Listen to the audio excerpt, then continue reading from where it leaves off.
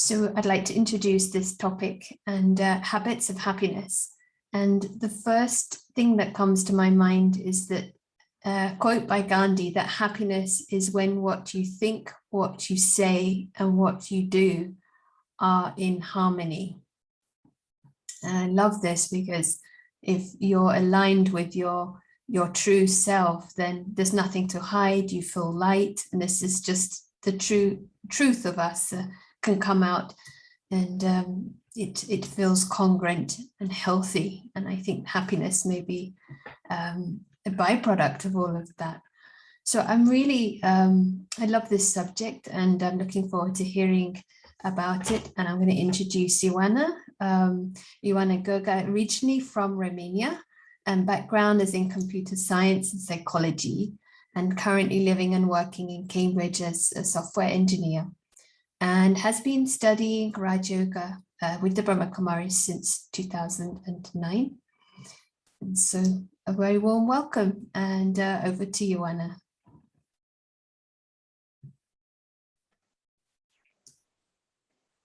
Good evening, and thank you, Sarah.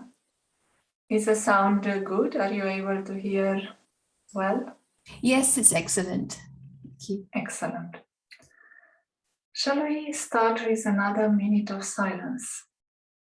Let's just have 1 minute of reflection.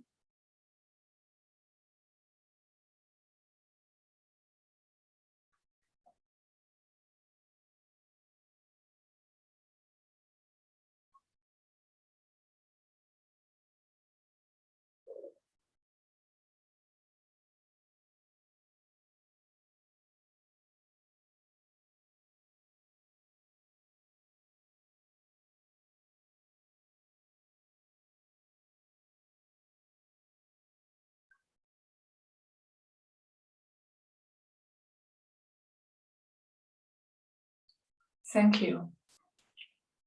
So the title would be Habits for Happiness. When we are happy, we don't really need habits. We need habits now that we are not happy. And we will understand why we are not happy and how a habit can help me to become happier. A habit is a way of behaving in a rather automatic way, which can take place with very little energy, very little attention, and it will definitely bring us a benefit. Otherwise, it wouldn't be in place. Now, some of these habits are actually keeping us in a low state of consciousness, but we are maintaining them when there is some confusion about what we can actually achieve, what we can actually be. And we would like to look at it from this perspective of being spiritually awake. When we are not spiritually awake, whatever we are doing, even habits for happiness, they will bring some temporary happiness, and eventually there will be sorrow. So we would like to understand the habits that can make us awake. When we are awake, everything is easy and simple and natural. And I'll give you an example of a habit that is when we are not awake. People have habits of eating unhealthy eating patterns and watching TV. That can also be a habit. Watching too much TV or playing games can be another habit, or going to sleep really late and waking up very late. All of these are habits that were not going to bring us happiness. And there is a little poem that someone was telling. And in this poem, someone walks on a road, on a street, and they fall into a hole. They come out with difficulty. Next day, they walk again on the same street, and due to carelessness, they fall again in the same hole. And again, they come out with difficulty. Third day, again, they walk on the same street. They really want to pay attention, but they do fall into the pit. Now it's a little bit easier to come out. Fourth day, they walk on the streets. They want to avoid the pit, the hole, but they still fall into it. They find it easy to come out. Fifth day, they walk on a different street. So that is a habit that keeps me repeating the same actions, the same patterns of thought again and again. And that will not going to bring me happiness.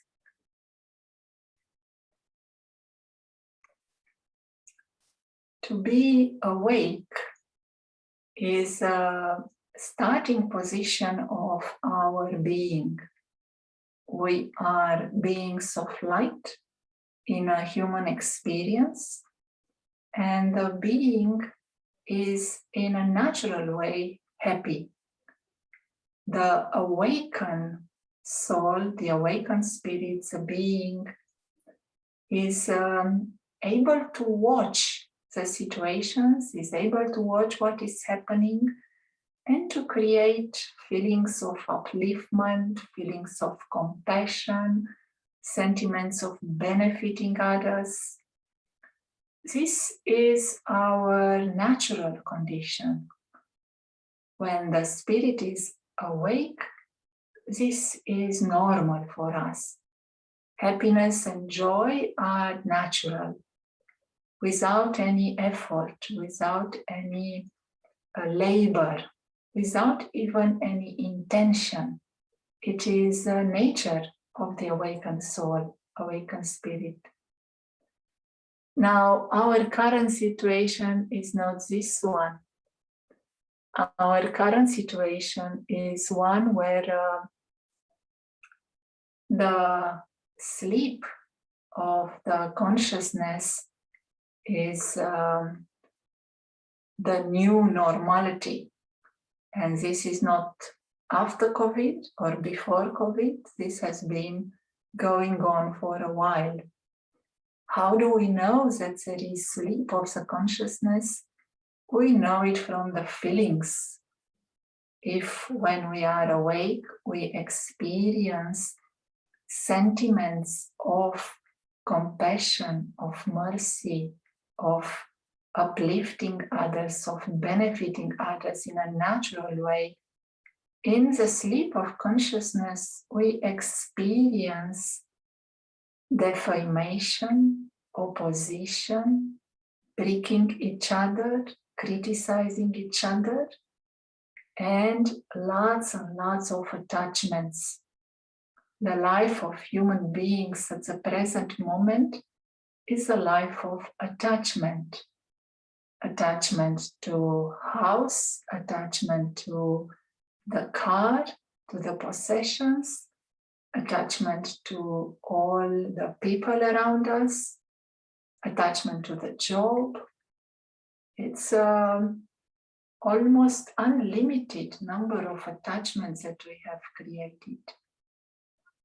In this state of being trapped into the web of attachments, when experiencing negative feelings of pricking each other and defaming and having no patience or mercy for someone else, all the negative feelings, whether they are little, small, or whether they are really big, they are definitely spoiling our inner life.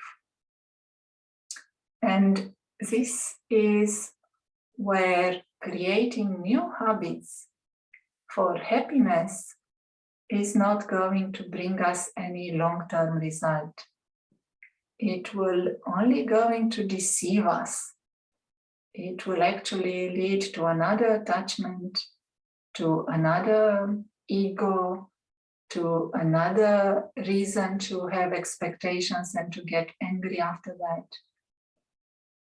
Our first habit to become happy is that of breaking. And we are taught in this model, in this philosophy, Raja Yoga philosophy, we are taught these 3 steps. And we can remember these steps if we want, 3 habits: break, mold, and join. And they come from India, from Hindi. So if anyone knows Hindi and they want to remember the words, you can remember Totna, Modna, or Jotna. They are rhyming words. You can say them very quickly, Totna, Modna, Jotna. And then we realize that to create that unlimited happiness, happiness that is lasting happiness, we have to start with breaking, follow with molding, and finish with joining. Doesn't have to be in that order, but all of them are equally important. So what do we want to break? We want to break these old habits. We want to break the web of attachments. We want to break the lack of inner mercy, inner patience, inner generosity. There is no step further. There is no progress unless I'm breaking further chains. If someone would like to be free and to experience happiness, first they have to break the chains that are keeping them in a certain place. And then when we say mold, we do mold our nature, our character, our traits of personality. We are not like a tree who doesn't bow down and is very proud and arrogant of his fruit. And only if someone asks me nicely, I will give them an apple. No, the trees are actually constantly bowing down. The trees will make their fruits available. Excuse me. So the trees will make their fruits available at any time for anyone without condition. That means molding. That means taking into account the nature and the personality of the others, and being able to see that patience is inside me, and mercy, and humility, and obedience. Molding also means the power to transform. To be happy, we want to break what is old, what is negative, and we also want to transform what is ordinary in what is extraordinary. When I mold into a situation, let's say someone is at work and they feel that for such a long time there has been the same job, same colleagues, and maybe the same obstacles, same difficulties. But now with this knowledge, I can mold myself and transform my vision, can see the whole situation from a new perspective. It's a place where I can share my happiness. It's a place where I can be authentic. It's a place where I can see others as being in their higher self. It's a place where I can serve by smiling to someone, by asking someone, how are you? So I am transforming that situation in my mind. Everything else looks the same, but we do have that power of transformation. And then finally, join. We join when we are awake again, in that state of awakening, in that state of being aware of our true self. Then there is a habit of joining. And this habit, as well as the others, is helping us to stay connected with our higher reality, to be able to remain stable in this higher consciousness. So when we join, human beings can be joined in many things. Someone may have yoga or joined with the garden of the neighbor. Someone may join their mind and intellect with some TV show. Someone may join their intellect or have yoga with the defects of someone. But when we can have that ability to see what is in our higher reality, our true self, our higher consciousness, and join our mind and intellect with the beauty of this world, being able to see and experience the peace, the love, the truth, and maintain that, happiness is what it follows. First, we are able to experience it, to see it, to live by it, and then happiness is natural and normal. And finally, I would like to reframe what we just said in other terms. Habits for happiness are taking us out of that sleep of the consciousness. In that sleep, there is no happiness. In that sleep, even happiness is actually a source of sorrow. It's a source of future resentment or feelings of guilt or haven't done enough. But when we are able to become awake and aware above that line, then happiness is normal, happiness is authentic.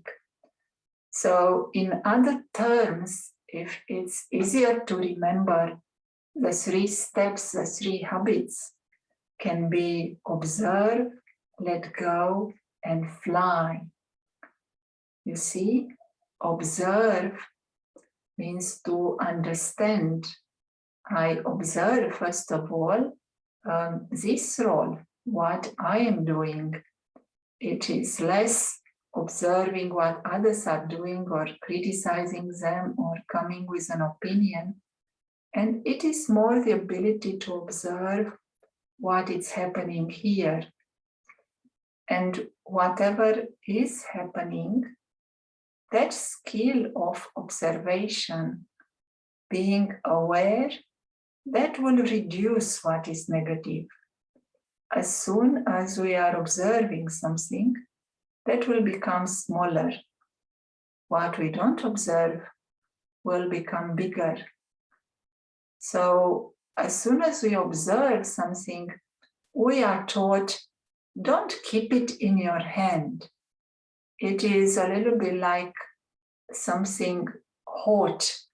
If you've got a hot ball in your hand, it's not pleasant. You want to put it aside. The same way I observe some anger, some greediness, some frustration in my activity, not in the others. But as soon as I see it, I don't keep it in my mind. I don't hold on to it. It's like a hot donut. You don't want to keep it in your hand. It's frying oil. Immediately you put it aside. So let's put it aside. It's a great habit for happiness. And as soon as I put it aside, I understand what does it mean to let go. So letting go, putting it aside, breaking. Don't have yoga. Yoga means connection. Raja Yoga means connection with our perfection, with our true self, with our higher reality. So don't have yoga with a defect of someone or with my own defect, with my own mistake. Let it go immediately. And I'll tell you a little story. It's a story about Mahatma Gandhi, and I think Sarah just mentioned his name.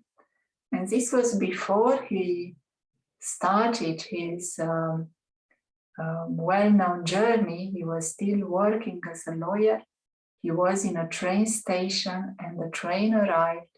It was a very small train station, so the train did not stop. They were running to jump into the train. And when he did that, he lost one shoe. And whilst he was in the train, he tried to reach out and grab the shoe. He was not able to do that. So immediately he took off the other shoe and he threw it out next to the other one. And someone was with him in the train and he said, "You really got me confused. I'm really puzzled. What are you doing? Why did you throw away the other shoe?" And he answered, "If someone finds a shoe, at least he can find a pair."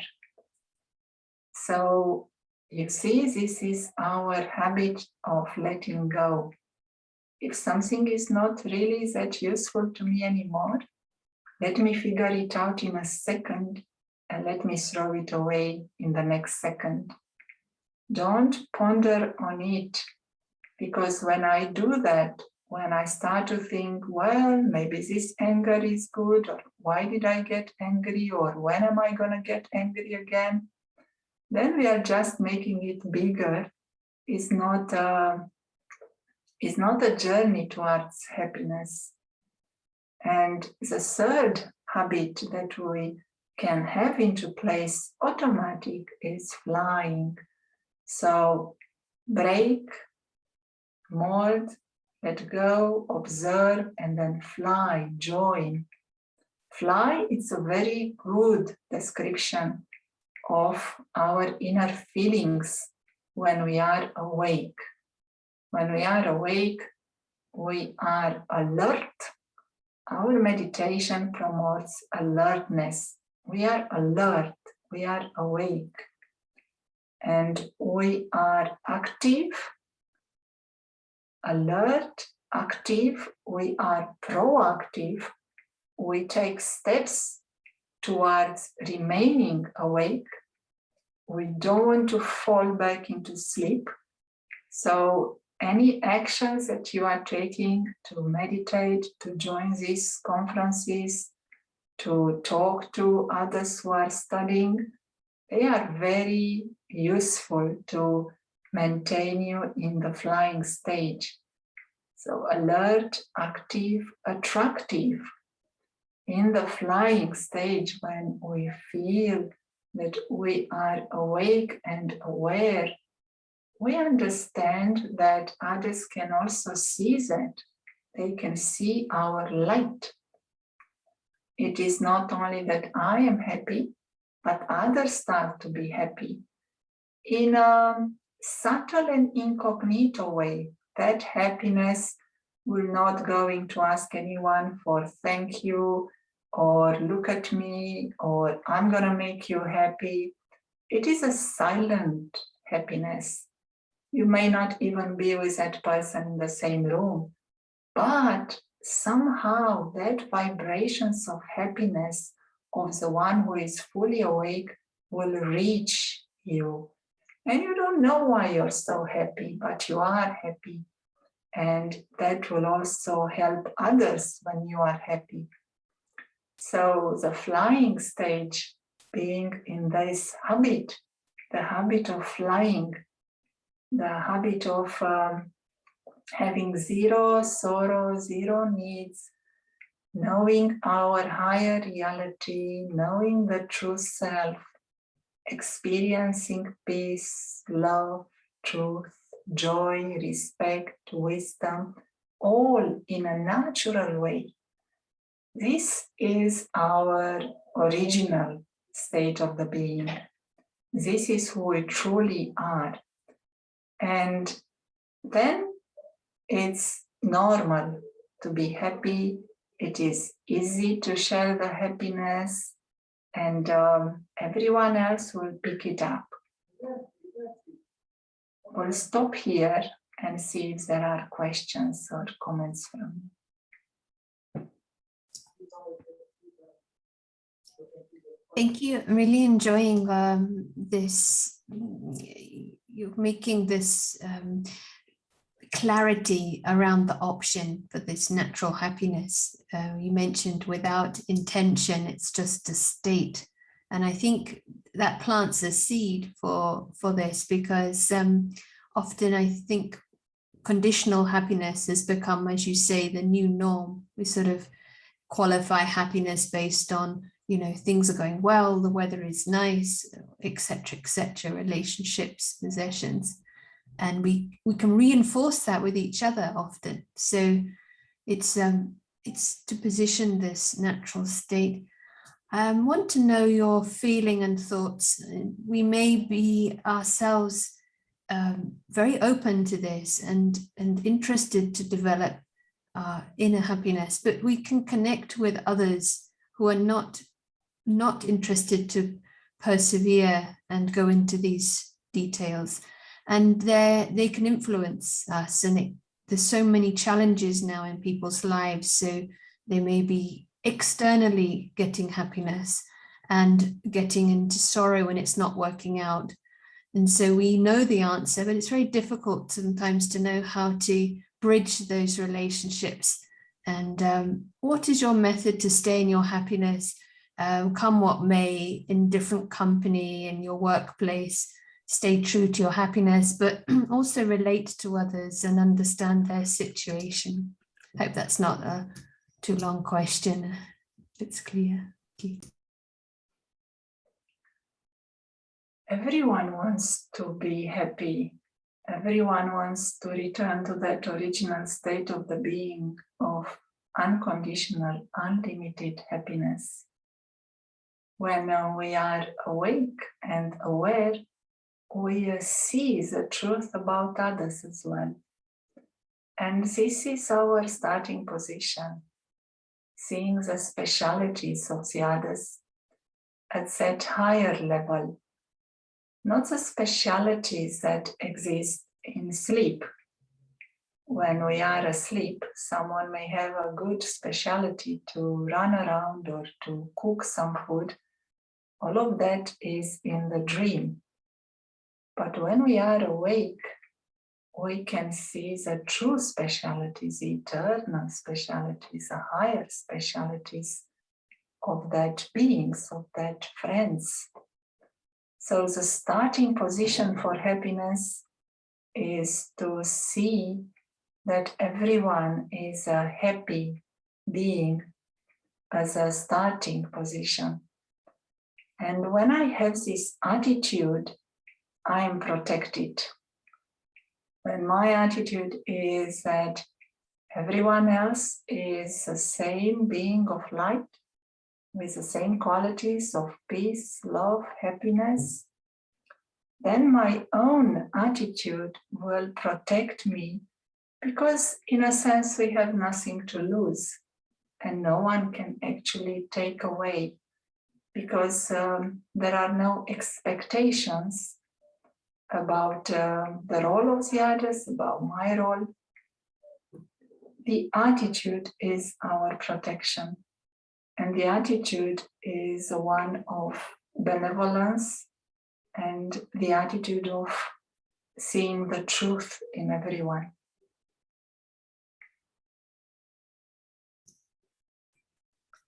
It's interesting because it really helps to create the stability. Your attitude is in your control, and actually what could be more uplifting than someone else paying attention to these unconditionally intrinsic specialities. Otherwise, yes, we can be feeding the specialities in what you call the dream, and somebody may be able to cook, but then they may grow older, and they lose the capacity to do certain things. So we have a choice what to reinforce. So I think that's very helpful. So feel free to write questions or comments. We have a comment here, lots of truths there. People are naturally drawn to you whilst you are in a state of happiness, and that brings inner satisfaction. You mentioned about being benevolent and having mercy and uplifting. And certainly in studies, they say the happy people in any society are the ones who are thinking of others, thinking of giving. Do you want to share anything? Do we need to know some secrets there? Does it matter what we give in a sense? Is it physical, or you've mentioned about the subtle side? But anything you'd like to say further, that the happiness of the giving and the molding that you mentioned earlier? Yes. Molding means transformation, being able to transform myself and to take responsibility for that. And giving means to be able to do things in a simple way. One way to be happy is to truly embrace simplicity and humility. And there was a philosopher, Euripides, more than 2,000 years ago. And he was saying that if you want to do something, do it in a simple way. Do it for yourself, and don't do it for others to see you. So whatever giving we have in our mind, unless it is from the state of being awake and aware, it will just create some ego around that. I have personally observed that many times in myself, that kind of ego. So I would say for happiness, the first step would be waking up myself, and then I can think of giving to others. In sleep, someone may give you a big treasure, and it is gold and it is diamonds, and you are so happy you've got it, but when you wake up, you have nothing. Now, would you prefer to get a box of diamonds in sleep, or would you prefer to get a little glass of water whilst you are awake? Which one would be more useful to you? So priority here is to wake up, to come into that joining stage, flying stage, and do that with simplicity and remain simple.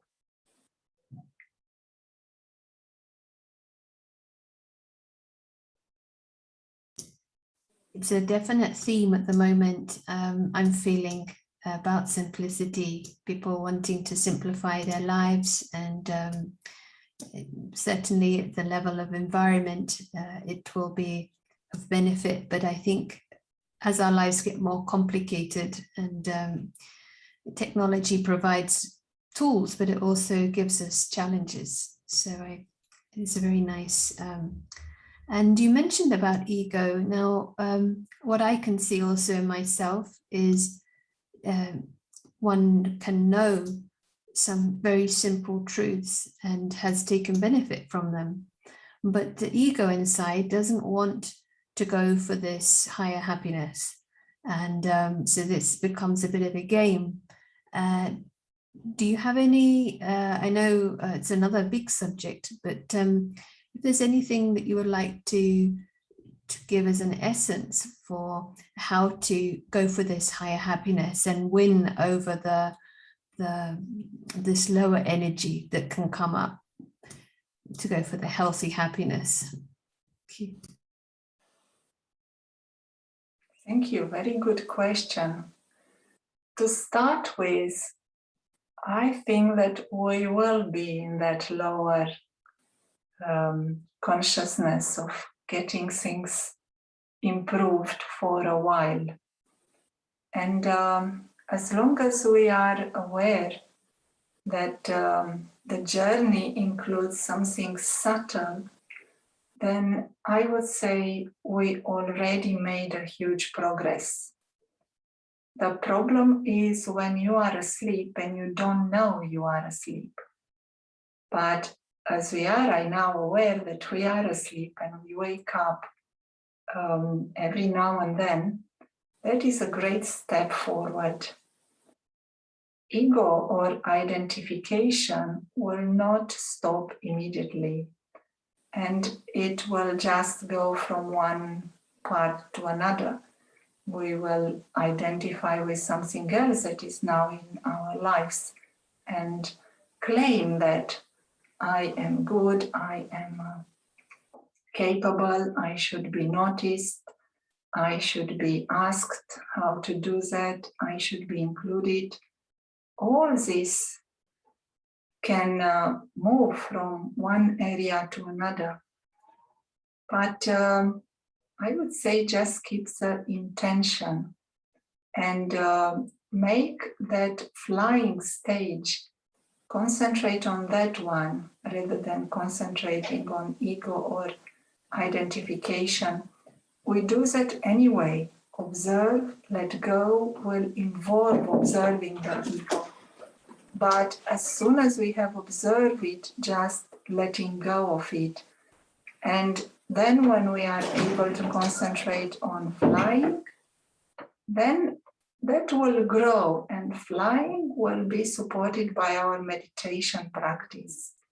So the more we create attention for that state of being awake, alert, active at that level. We are not active here at the level of praising each other or making each other happy with another little gift. That is nice, but that is nice when we are awake. So when we are active in this higher space, we call that meditation. Meditation means being active with a higher reality, higher consciousness. So meditating more will reduce the ego eventually. I really I think it's very nice to highlight this, because we can see the contrast, but then that becomes uncomfortable to observe the ego. So this feels very gentle but clear to have the intention and to know that it doesn't disappear overnight, but to keep attention high and the intellect to connect with this option that you mentioned earlier, and the upliftment, the happiness, the natural state. So yes, it becomes like a signal maybe to shift into a higher space rather than to dwell. And I want to come back to something you mentioned at the beginning. You said it's not natural yet. So that is also helpful to know that it is natural, but we need to also be strong in this awake, emerged awake experience. So do you have a helpful routine that you use which allows for us to facilitate spaces in our day, maybe for creating these habits which will then blossom into something which becomes our natural nature? Yes, all the steps that we mentioned, Dodna, Modna, Jodna, remember this almost like something that is a key for me to come out of that cyclical thinking that happens when we have waste thoughts, cyclical thinking that will not make us happy. So remember that we have a recipe at hand and we can apply it. Now, whether we create a discipline and have that in the morning, lunchtime, evening, or whether you do that whenever you have a minute, but it is a practice of it. How quick can I come out of it? Break, mold, join. How quick can I do the steps?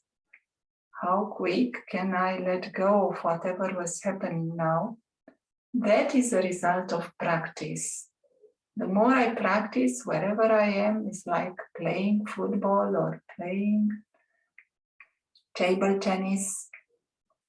Whatever we are practicing, we're going to be good at it.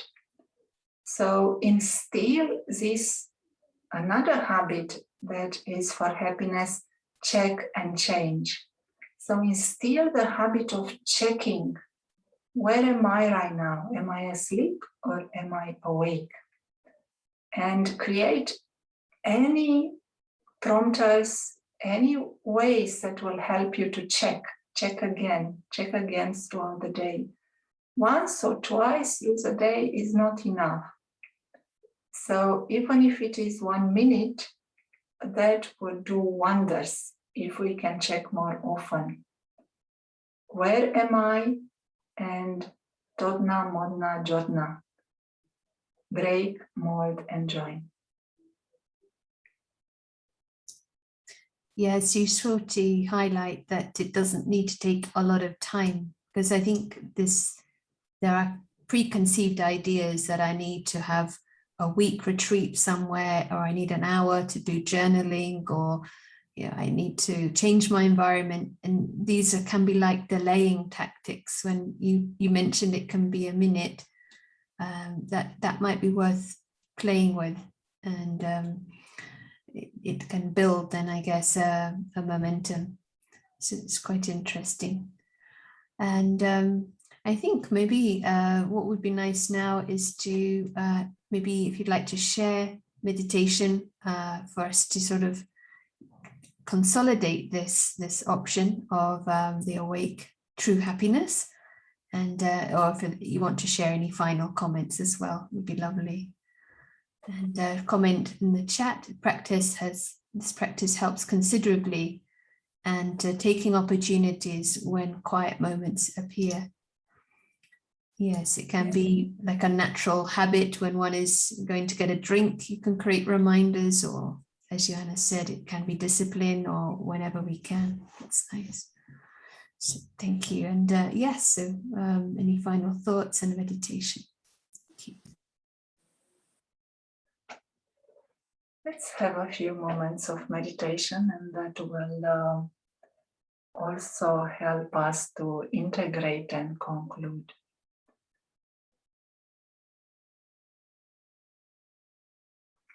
This is like 5 minutes meditation, right? Okay. So making sure the body is feeling comfortable and relaxed. You can keep the back straight. The head is held high. We are breathing in a natural way. I will speak a few words to guide our thoughts. Don't expect fireworks. It's a journey with gentleness towards the inner being. As I go deeper into the journey, I reach a space where there is a point of feeling in silence, a place of stillness. My inner world becomes calmer. there are less thoughts. I choose a thought of peace. Peace is the true nature of the self. Peace is my original state of the being. Peace is who we are and what we want to be. In peace, there is kindness. In peace, there is love. Unconditional love is the original state of the being. In peace and love, I realize my truth. My original, eternal nature is one of peace.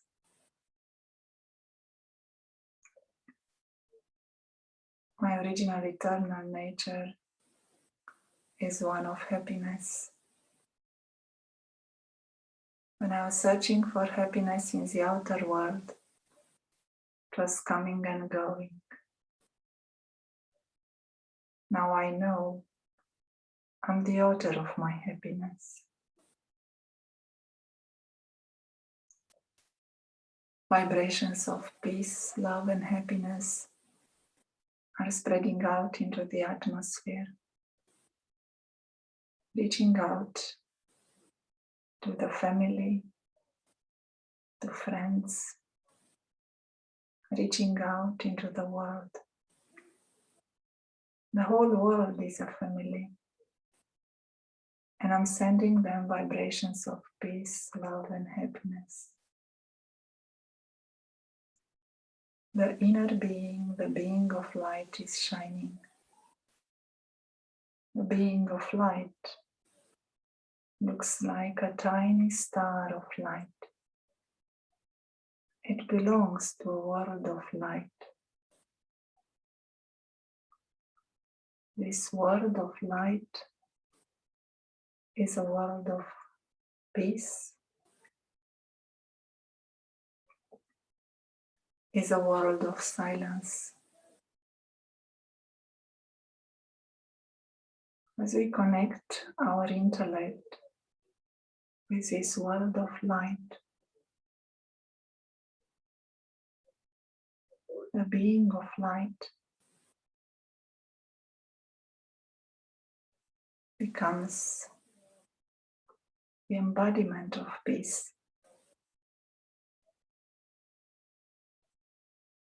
Complete, peaceful.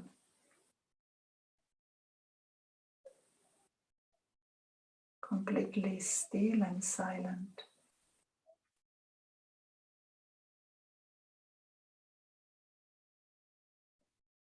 Realizing peace is the nature of the true self.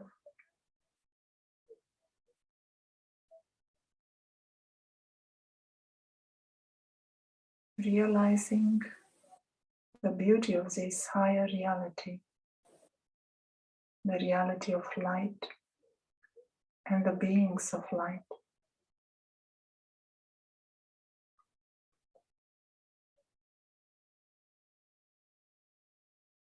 Experiencing a mind that is calm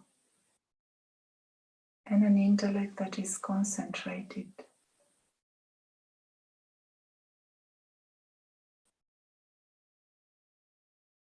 In silence, we feel connected.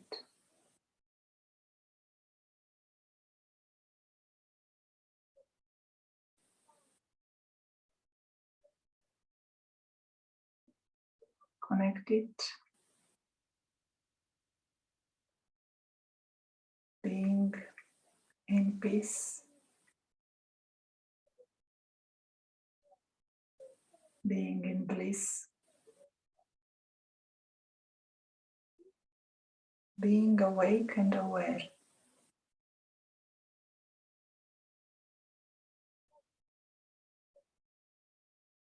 Happiness is the true nature of the self.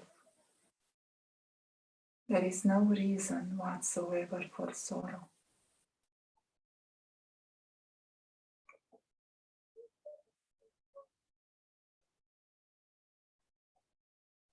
Happiness is our true nature. Happiness is the nature of all the others, all the beings of light.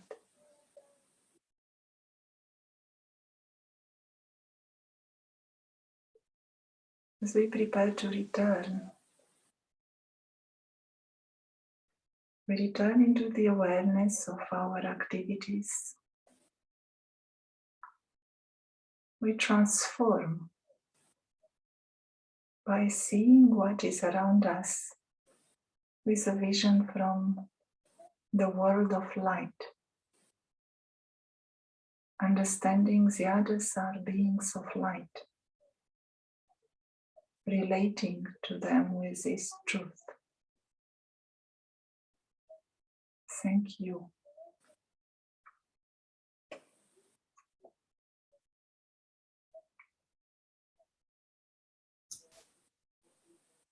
Thank you, and for sharing your simplicity and the truth. And yeah, this came across really, really clearly, and this true self. And I really like this point. If you want to do something, do it for yourself, do it simply. This. So I think for some of us, it is like a deepening, and for some, it may be new. It would be lovely to hear any comments, any thoughts, questions. And I'm just going to mention as well that next week we have Science and Spirituality for our Tuesday talks. And online, same link. So a big thank you, and to Ioana and to all of you for sharing this space and giving this time and creating the energy together, because it carries through. And I hope you feel inspired to share through your thoughts, through your vibration, of course, the stories as well. So thank you again, and look forward to connecting next time. Thank you very much, Sarah. Thank you for the invitation. Lovely occasion and very good subject. Thank you. See you all next time. Bye-bye.